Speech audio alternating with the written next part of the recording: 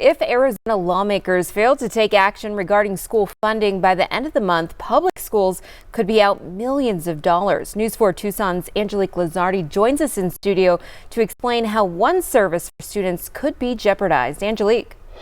Yeah, well, Janelle, Superintendent Dr. Gabriel Trujillo from Tucson Unified School District says that losing millions of dollars will devastate the entire operation, especially when it comes to transporting students, which has already been a struggle during this pandemic. I don't think any of us want to see what $58 million cut out of TUSD budget looks like for kids, communities, and our parents. Superintendent Dr. Gabriel Trujillo says if they lose $58.1 million, many services would be affected, transportation being one of them. Probably of all areas of our operation, the one that we've had the most trouble with regard to staffing, recruitment, being able to hire drivers, keep drivers. This will be the most at risk, one of the most at risk areas of our services to students. Dr. Trujillo says recruiting and hiring bus drivers has already been a challenge during the pandemic.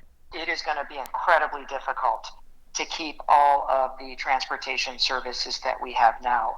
Routes will have to probably be combined, which means fewer buses on the road, more students on a bus, more packed buses, and fewer drivers. We still have a shortage of bus drivers. We have a shortage of crossing guards. School officials say hiring bus drivers is no easy task. The training process to obtain a commercial driver's license is 6 weeks to complete, which requires road tests, classroom instruction, training on safety protocols, which school districts are paying for before drivers get to hit the road. It's not as though you can just drag anybody off the street and say, hey, can you drive a bus? Let's get going.